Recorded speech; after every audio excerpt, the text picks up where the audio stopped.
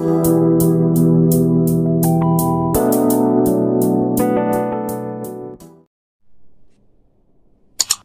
तो ये 5.1 एक्सरसाइज में हम लोग आज क्वेश्चन नंबर 31 क्वेश्चन करने जा रहे हैं। इसमें दिया गया show that the function defined by f of x equal to cos x square दे रखा है इज ए कंटिन्यूअस फंक्शन। इसको हमें प्रूव करना है कि cos x जो है यह कंटिन्यूअस फंक्शन है। ठीक है बेटा, तो देखो ये एक्चुअल में फंक्शन ऑफ फंक्शन का एक क्वेश्चन है, या इसको हम कंपोजिशन ऑफ फंक्शन भी कर सकते हैं। इसमें cos x स्क्वायर, तो इसको हम अलग अलग सपोज कर लेंगे। एक को हम मान लेंगे g ऑफ x को हम मान लेंगे let g of x equal to cos of x and h of x equal to x square. ये कुछ ऐसा इसको हम लोग सपोज कर लेंगे। g of x equal to cos of x and h of x equal to x square. इसको हम लोग कैसे सॉल्व करेंगे, तो देखो बेटा यहाँ पे एक्चुअल में g ऑफ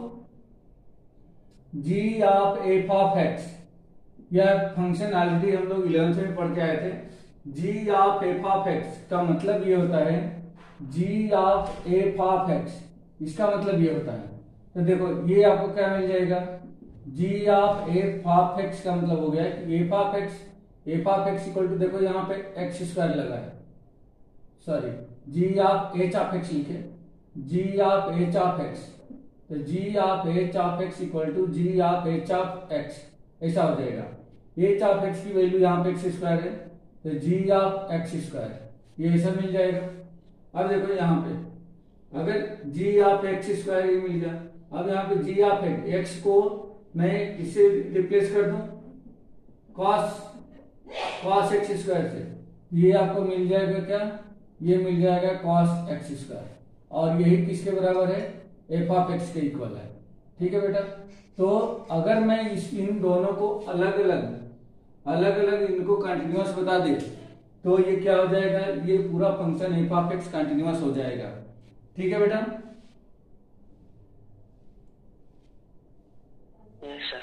हाँ, और इसको हम लोग ऐसा भी लिख सकते हैं, ऐसा भी नोटेशन होता है GOH ऑफ x। इसका मतलब ये होता है GOH of x equal to G of h of x equal to G of h of x।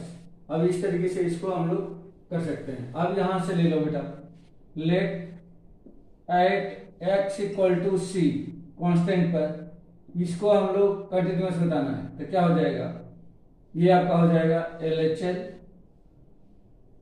या डायरेक्ट ऐसे कर ले, लिमिट वाली वैल्यू निकाल दें, limit x tends to c g of x equal to limit x tends to c और g of x की value cos of x। Limit transfer कर दो इसमें, तो ये मिल जाएगा आपको cos ऑफ x। और दूसरा डायरेक्ट वैल्यू किसकी, g ऑफ x की, किस पर, x इक्वल टू c पे, and g of c equal to, ये क्या मिल जाएगा हमें, cos ऑफ c। यहाँ पे लिमिट और डायरेक्ट वैल्यू दोनों सेम है, लिमिट और डायरेक्ट वैल्यू दोनों सेम हो गई, लिख सकते हैं therefore limit x tends to c g of x equal to g of c, therefore g of x is continuous at x equal to c पर यह कंटिन्यूअस होगा।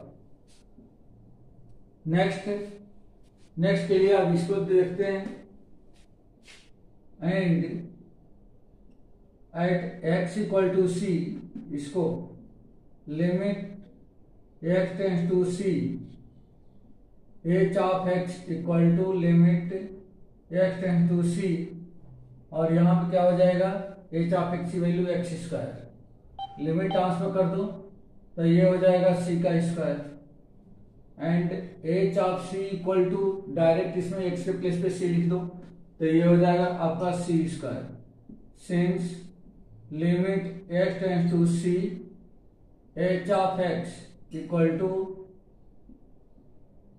h of c, therefore function h of x is continuous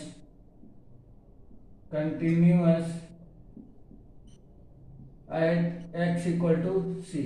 तो x equal to c पे हमने g of x को भी continuous बता दिया और h ऑफ x को भी हमने कंटिन्यूअस बता दिया। जब ये दोनों कंटिन्यूअस हो जाएंगे तो इन दोनों का जो कंपोजिशन है वो भी क्या हो जाएगा, कंटिन्यूअस हो जाएगा, जिसको जी ओ एच ऑफ एक्स से हम लोग डिनोट करते हैं। तो यहाँ आप लिख सकते हैं therefore g o h of x equal to g of h of x equal to g of x square, या जब एक्स स्क्वायर को हम लोग कॉस ऑफ एक्स से डिनोट करेंगे तो ये हो जाएगा cos of x square is continuous at x equal to c. ठीक है बेटा, इस तरह से ये क्वेश्चन डन हो जाएगा।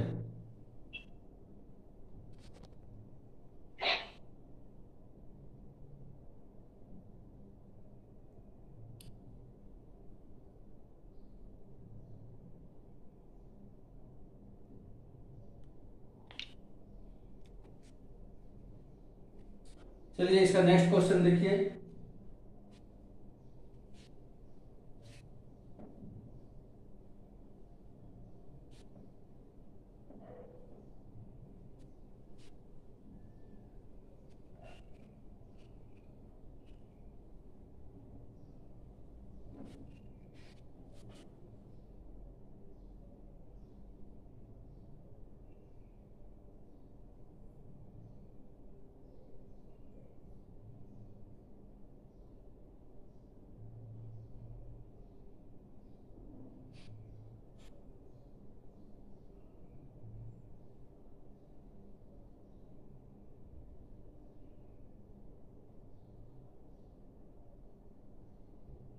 क्वेश्चन नंबर 32, इसमें दे रखा है show that the function defined by f of x equal to mod of cos of x. 32 में दिया गया है f of x equal to mod of cos of x, ये कुछ ऐसा दे रखा है, mod of cos of x दे रखा है। तो यहां पे भी हम लोग क्या मान लेंगे, let g of x equal to mod of x and h of x equal to cos of x, ऐसा सपोज कर लेंगे। तो ये हम देख सकते हैं कि g और h of x जो है f of x मिल रहा है क्या, तो देख लो यहाँ पे therefore g और h of x equal to क्या मिलेगा, g of h of x, ये मिल जाएगा। तो g of h of x के प्लेस पे क्या लिखा जा सकता है, cos ऑफ x, और अब जी यहाँ पे x के प्लेस पे क्या है, cos x है, तो अगर यहाँ पे cos x लिखे तो क्या हो जाएगा, mod ऑफ x हो जाएगा। तो ये हो जाएगा mod of cos of x, क्योंकि यहाँ पे x के प्लेस पे यदि आपने cos ऑफ x रखा तो ये x जो है मॉडुलस में आ रहा है। तो यहाँ पे देखो g of cos of x है तो ये हो जाएगा mod ऑफ x, और यही क्या हो गया, h of sorry f of x के इक्वल है, f ऑफ x देखो ये जो है इसके इक्वल, मतलब ये जो है इसके इक्वल है। अब इसका मतलब ये हो गया कि अगर इनको मैं अलग अलग g ऑफ x और h ऑफ x को कंटिन्यूअस बता देता हूं तो ये क्या हो जाएगा, कंटिन्यूअस फंक्शन बन जाएगा। तो लिख लेंगे let at x equal to c limit x tends to c g of x equal to limit x tends to c, और g ऑफ x से प्लेस पे ये ट्रांसफर कर देंगे मॉड ऑफ x, ये हो जाएगा इक्वल टू, फिर अगर लिमिट ट्रांसफर कर देते हैं तो mod of c equal to में ये c मिल जाएगा, और यहां से h ऑफ x और इसकी सॉरी और इसका हम लोग डायरेक्ट वैल्यू निकालें and g of c equal to mod of x equal to mod of c equal to c, since limit x tends to c g of x equal to g of c दोनों की value same है, limit भी c के equal आ रहा है और function की value भी सी के इक्वल है, तो ये दोनों इक्वल हो गए। Therefore g of x is continuous at x equal to c, x equal to c पर यह कंटिन्यूअस फंक्शन होगा। अब हम लोग इसको प्रूव करेंगे।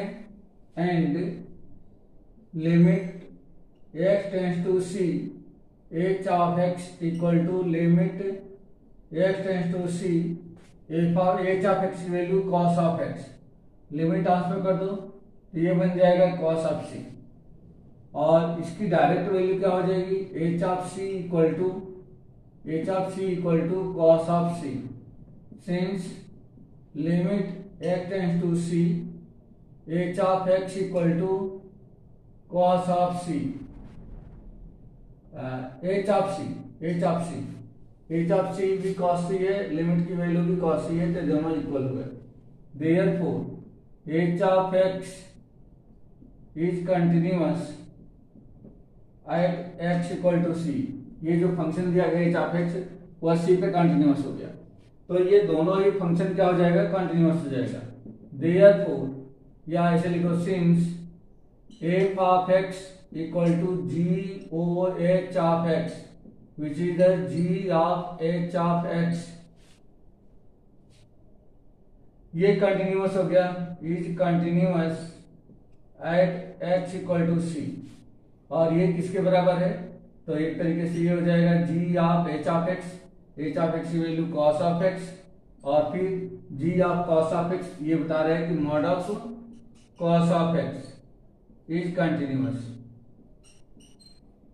कंटिन्यूअस फंक्शन, ये हो गया, hence proved.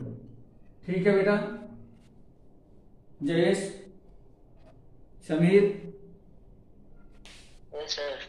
Okay.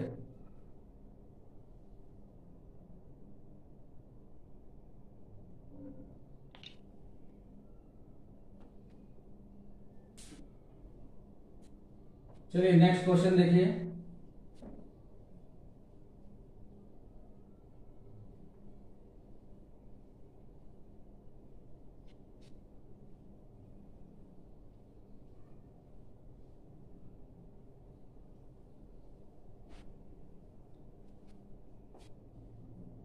Question number 33,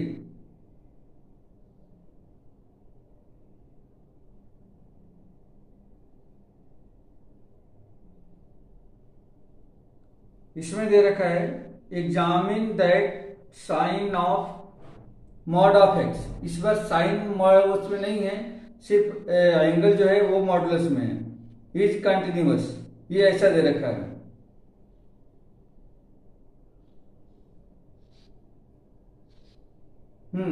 तो इसमें भी हम लोग क्या करेंगे, जी ऑफ एक्स को मॉड ऑफ एक्स और एच ऑफ एक्स को साइन ऑफ एक्स में सपोज कर लेंगे। G of x equal to mod of x and h of x equal to sine of x, ये फंक्शन है हमारा f of x equal to sine of mod of x. Question number 33, f of x equal to sine of mod of x, ये दे रखा है। इसमें भी हम सपोज करेंगे लेट, एक मिनट बेटा,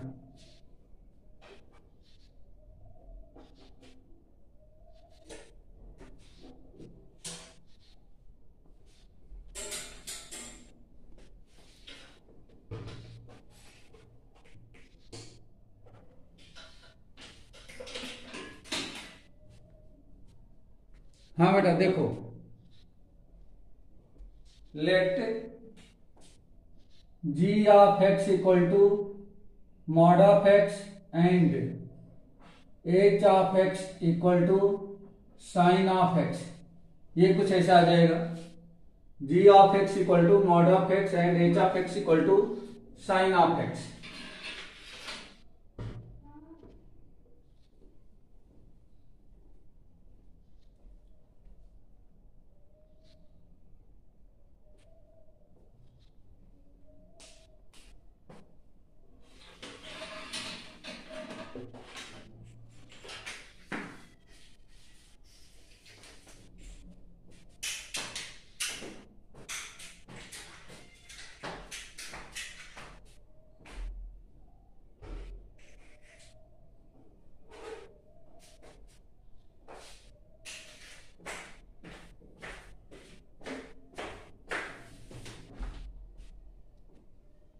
अब यहाँ भी g o h of x का आइडेंटिटी लगा देते हैं। Therefore g o h of x equal to g of h of x. तो देखते हैं कि यह एफ ऑफ एक्स से इक्वल आता है क्या। तो ये हो जाएगा g of h of x, h of x equal to sine of x है, साइन ऑफ एक्स ये आ जाएगा। और यहाँ पे मॉडुलस में है तो ये इक्वल टू हो जाएगा क्या, sine of mod of x. ये हमें मिल गया। अब यहां से बारी बारी से दोनों को कंटिन्यूअस प्रूफ कर दो। Let at x equal to c limit x tends to c g of x equal to limit x tends to c mod of x. ये मिल जाएगा। लिमिट ट्रांसफर करेंगे तो mod of c equal to c and g of c equal to direct mod of c equal to c. तो since limit x tends to c g of x equal to g of c, ये दोनों equal है तो ये हो जाएगा therefore g of x is continuous at x equal to c. X equal to c पे g of x continuous हो गया। इसी तरह से अब एच ऑफ एक्स के लिए and at x equal to c limit x tends to c h of x equal to limit x tends to c, और एच ऑफ एक्स के प्लेस पे हम लोग लिख सकते हैं sine of x. Limit transfer कर दो तो ये साइन ऑफ सी बन जाएगा and limit h of x की डायरेक्ट वैल्यू चाहिए, h of c equal to sine of x के प्लेस पे सी आ जाएगा। तो since limit x tends to c h of x equal to h of c, ये दोनों की वैल्यू सेम है।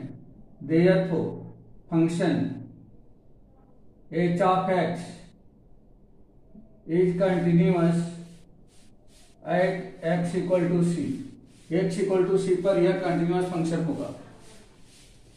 अब यहाँ पे दोनों फंक्शन यदि कंटिन्यूअस है तो देयरफॉर अब यहां से क्या हो जाएगा एफ ऑफ एक्स, क्योंकि एफ ऑफ एक्स को हमने बता दिया था कि एफ ऑफ एक्स ये किसके इक्वल है, यही एफ ऑफ एक्स के इक्वल है। तो f of x equal to ये हो जाएगा f of x equal to g o h of x equal to sine of mod of x is continuous at x equal to c. ठीक है, तो इस तरह से ये क्वेश्चन कंप्लीट हो गया।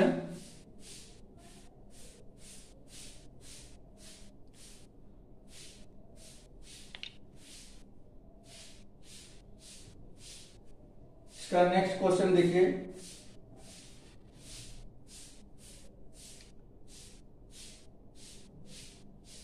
Next 34,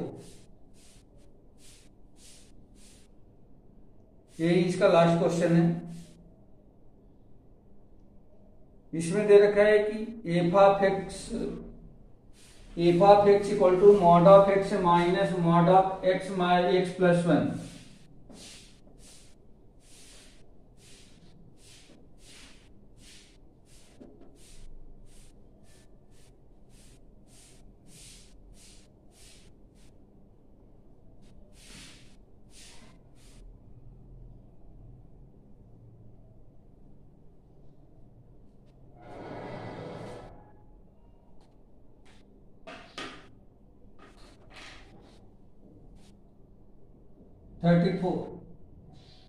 F of x equal to mod of x minus mod of x plus 1 is continuous function for all point of this, find all point of this continuity. तो इसको भी हम लोग वैसे ही क्या करेंगे, इसको चेक करेंगे कि यह कंटिन्यूअस फंक्शन है या नहीं है। अगर डिसकंटिन्यूअस है तो कौन सा पॉइंट डिसकंटिन्यूअस है और कौन सा पॉइंट कंटिन्यूअस है। ठीक है, तो यहां पे यहाँ तो हम सपोज कर लेते हैं let g of x equal to mod of x and h of x equal to mod of x plus one, कुछ ऐसा हो जाएगा। अब यहां से हो जाएगा therefore f of x equal to g of x minus h of x. अब ये ऐसा आएगा बेटा, ये कुछ ऐसा आएगा। देखो यहाँ पे माइनस का साइन लगा है तो ये माइनस का जी ऑफ एक्स, या इसके प्लेस पे जी ऑफ एक्स और इसके प्लेस पे एच ऑफ एक्स लिख दिया। अब यहाँ पे कंपोजिशन ऑफ फंक्शन की हेल्प से हम क्या करें, जी ऑफ एक्स और एच ऑफ एक्स को अलग अलग कंटिन्यूअस फंक्शन बता देंगे। अब यहाँ पे ध्यान दो बेटा, ये g of x equal to दे रखा है, g of x equal to, यहाँ देखो g of x equal to mod of x है, तो मॉड ऑफ एक्स का मतलब क्या हो गया, ये हो जाएगा प्लस माइनस एक्स, मतलब मॉडुलस में है तो इसका मतलब हो गया यह प्लस भी एक्स हो सकता है माइनस भी एक्स हो सकता है।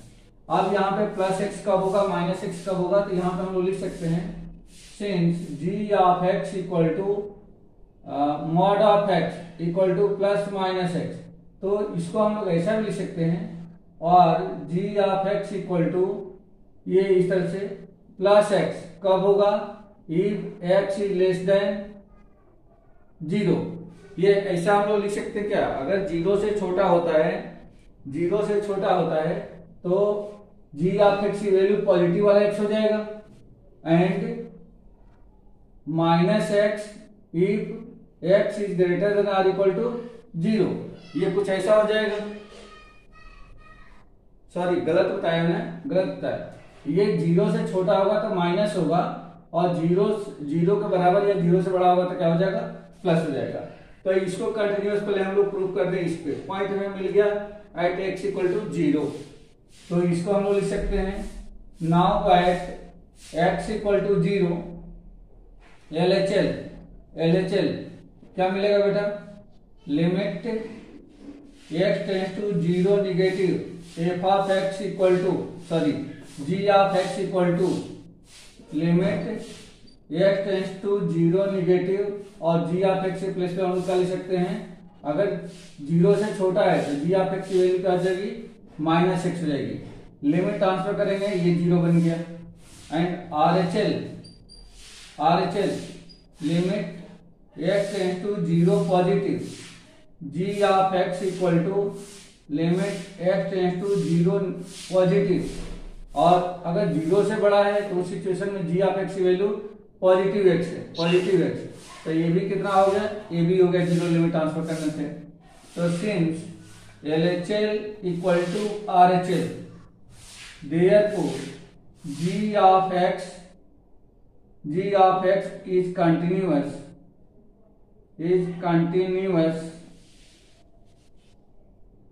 at x equal to zero, x equal to zero को क्या हो गया, ये या एक कंटिन्यूअस फंक्शन हो गया। सेम वैसे ही अब h ऑफ x को देखें, h ऑफ x तो यहां पे हो जाएगा since h of x equal to क्या मिलेगा बेटा, यहां से h of x equal to ये दे रखा है mod of x plus one, तो यहाँ ये भी हम लोग देख सकते हैं कि h ऑफ x जो है ये भी किस में है, ये भी मॉडुलस में है, ये भी मॉडुलस में है, तो यहाँ पे x की वैल्यू क्या मिलेगी, x plus one equal to zero रखे तो x इक्वल टू क्या मिलेगा, x equal to minus one मिलेगा बेटा, माइनस वन। देखो यहां से हम लोग निकाल सकते हैं point, x plus one equal to zero तो x equal to minus one, तो इसको भी यदि ब्रेक किया जाए तो ये भी प्लस माइनस में डिवाइड हो जाएगा, कब, माइनस एक्स प्लस वन होगा if x is less than minus का one, x is less than minus का वन, और दूसरा ये x प्लस वन हो जाएगा पॉजिटिव का if x is greater than or equal to one. ये कुछ ऐसा हो जाता है तब इसको हम लोग कंटिन्यूअस इजी वे में प्रूव कर पाएंगे। तो देखिए इसको हम लोग क्या लिख सकते हैं,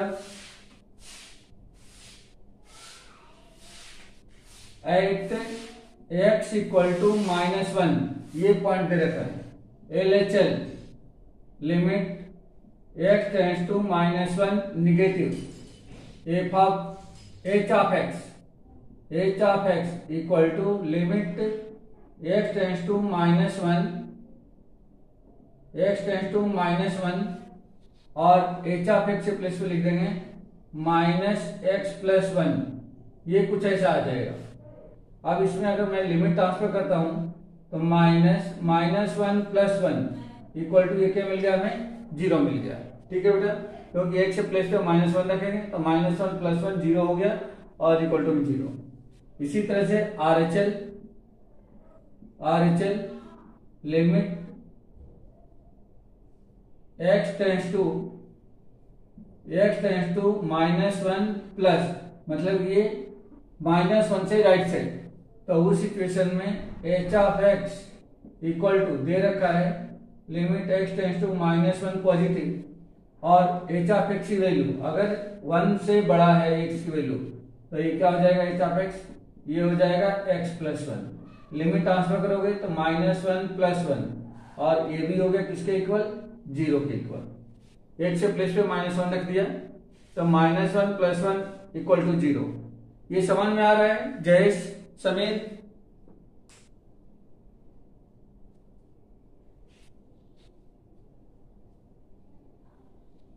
जयेश, समीर?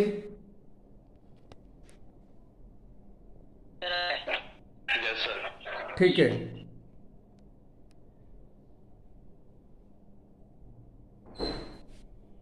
तो यहां से दोनों ही सेम हो गए।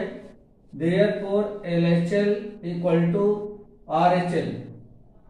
Therefore h of x is continuous at x equal to -1। x equal to -1 पे कंटिन्यूअस हो गया। अब यहां पे देखो बेटा, मैंने g ऑफ x को भी यहां पे कंटिन्यूअस बता दिया, h ऑफ x को भी कंटिन्यूअस बता दिया। तो since g of x and h of x is continuous, sorry, are continuous functions, ये दोनों ही कंटिन्यूअस फंक्शंस हैं। देयरफॉर अगर ये दोनों कंटिन्यूअस फंक्शन है तो इन दोनों का difference, therefore g of x minus h of x which will be f of x, it will be continuous